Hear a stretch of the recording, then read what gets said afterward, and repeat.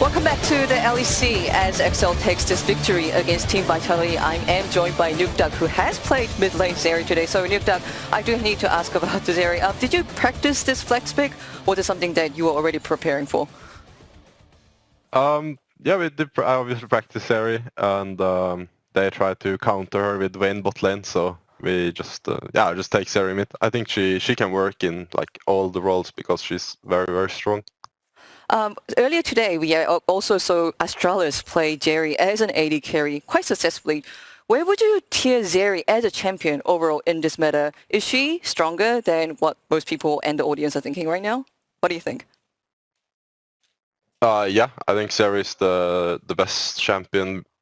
I think she's the strongest. I think she should usually always be first picked, and I think most of the time if you pick Zeri, then the whole game usually is like try to draft to make sure that the Zeri don't get to play the game.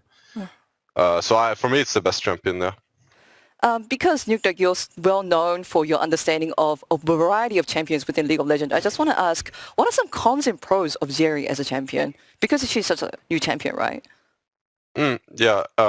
So I would say her con is that her early game is pretty weak. She doesn't deal a lot of damage early on, and she doesn't really have CC. So I think her early game is her biggest weakness, and then later on, she is a little bit like a Vayne in teamfight where she needs to, damage during her ult to like really be effective, because without ult she don't like do much. Thankfully it's like a low cooldown. So I think that's just the thing. Like you need to like with ult you need to like make it count. And you had a great performance on Zeri today. And another player who had a great performance is Mickey X, who does take the Kia player of the game. Actually, second time in a row for XL. It's been a few weeks since you've been playing with Mickey. How has he been integrating with the team and contributing, especially when it comes to shot goals and leaderships? I think Mickey is really good. So I think that the main thing is that he's very, very good, and he can play all the champions really well, and he understands always what needs to be done. So he is like also part of our shot calling, but we mostly all call. I would say just the difference that he's just like very, very good, as you can see. Just like he is super good with any champ. Like he just pick looks and kind of carried with looks. So yeah.